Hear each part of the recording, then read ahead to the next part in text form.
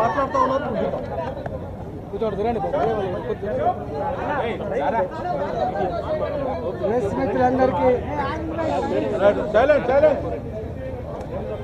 Press మిత్రులందరికీ నమస్కారం. తెలంగాణ సమాజానికి 25 ఏళ్ళుగా నేను సుపరిచితుని. నా 25 సంవత్సరాల రాజకీయ జీవితంలో ఏ బాధ్యతలో ఉన్నా, ఏ పార్టీలో ఉన్నా ఎథికల్గా వాల్యూతో ఉండాలని చెప్పి కోరుకుంటాను. నేను 2014 జూన్ 2వ తారీఖు నాడు తెలంగాణలో ప్రభుత్వం ఏర్పడిన తర్వాత మొట్టమొదటి ఆర్థిక మంత్రిగా పనిచేసిన. 2018 సెప్టెంబర్ వరకు నేను ఈ రాష్ట్రానికి ఆర్థిక మంత్రిగా పనిచేసిన. తెలంగాణ రాష్ట్రాన్ని సాధించుకున్నది నీళ్ల కోసం, నిధుల కోసం, మా ఉద్యోగాలు మాకు కావాలని చెప్పి సాధించుకున్నాం.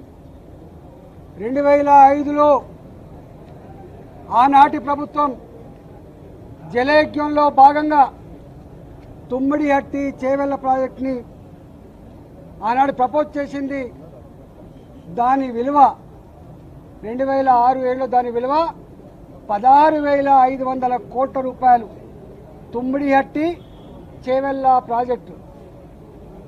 ఆ తదుపరి 4-5 సంవత్సరాల తర్వాత మళ్ళీ అదే ప్రాజెక్టు 38,000 కోట్ల రూపాయలకు పెంచారు. ఆనాడు తుమ్మిడిహట్టి దగ్గర 152 ఫీట్లు బరాజు కట్టాలి, నీళ్ళని డైవర్ట్ చేయాలి, లిఫ్ట్ పెట్టి ఎల్లంపల్లికి తీసుకురావాలని చెప్పి ప్రపోజల్స్ ఉండే.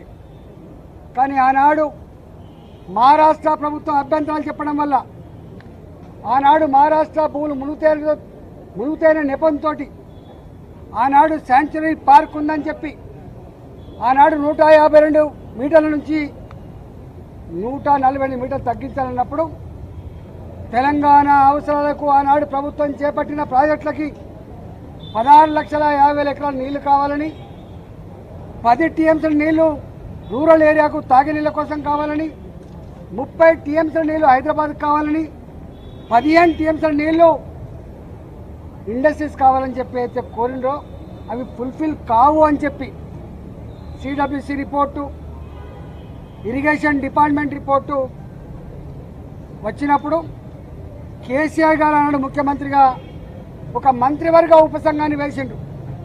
హరీష్ రావు గారి నాయకత్వంలో వారు ఆనాడు ఇరిగేషన్ శాఖ మంత్రి, నేను ఆర్థిక మంత్రిగా, అదేవిధంగా ఇవాటి మంత్రిగా ఆనాడు మంత్రిగా ఉన్నటువంటి తుమ్మల నాగేశ్వరరావు గారు ఆర్ఎండ్బి మంత్రిగా మంత్రివర్గ ఉపసంఘం వేసిండు.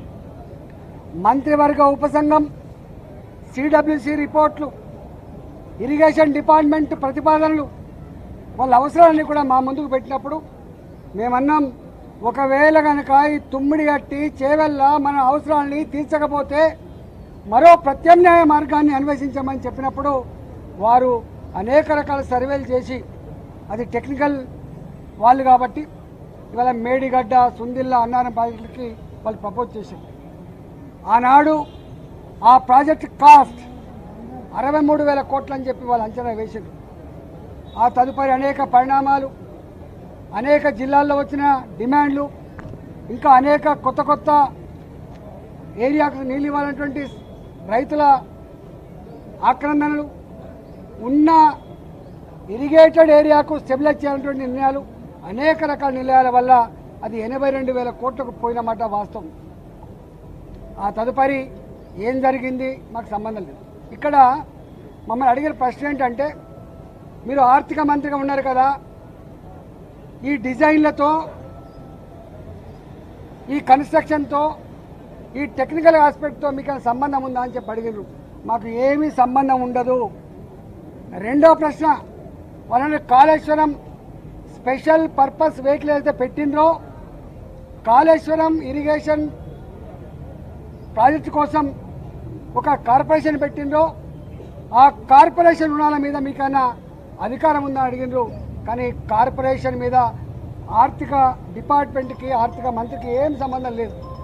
వాళ్ళు ఆనాడు ప్రాజెక్ట్ రిపోర్టు బ్యాంకులకు సబ్మిట్ చేసిండ్రు, డబ్బులు తెచ్చుకున్నారు, వాళ్ళే ఖర్చు పెట్టుకుని తప్ప మాకు సంబంధం లేదు. అసలు ఒక్క మాటలో చెప్పాలంటే ఇరిగేషన్ డిపార్ట్మెంట్కు తోడుగా అనుబంధంగా వాళ్ళ దగ్గరనే ఒక అకౌంట్ డిపార్ట్మెంట్ ఉంటుంది, దానికి ఒక ఆడిట్ డిపార్ట్మెంట్ కూడా ఉంటుంది. ఆ బిల్లులు మంచా చెడా, పనులు అయినాయా కాలేదా, క్వాంటిటీ ఉందా లేదా, క్వాలిటీ ఉందా లేదా, ఇవన్నీ చెక్ చేసుకోవాల్సింది ఆ ఇరిగేషన్ డిపార్ట్మెంట్ నుండి వాళ్ళ అకౌంట్ సెక్షన్, ఆ తదుపరి ఆడిట్ సెక్షన్ మా దగ్గరికి వస్తుంది.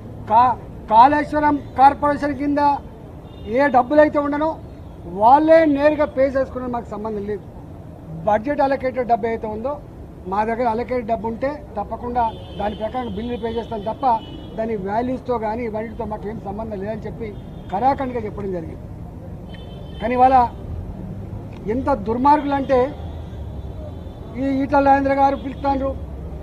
ఏం పిలుస్తావు, ఏం పిలిచినా ఏముంటుంది?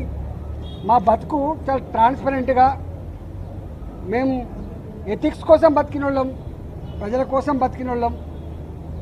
కంత మీద తుపాకీ పెట్టినా కూడా గదే మాట మాట్లాడడం తప్ప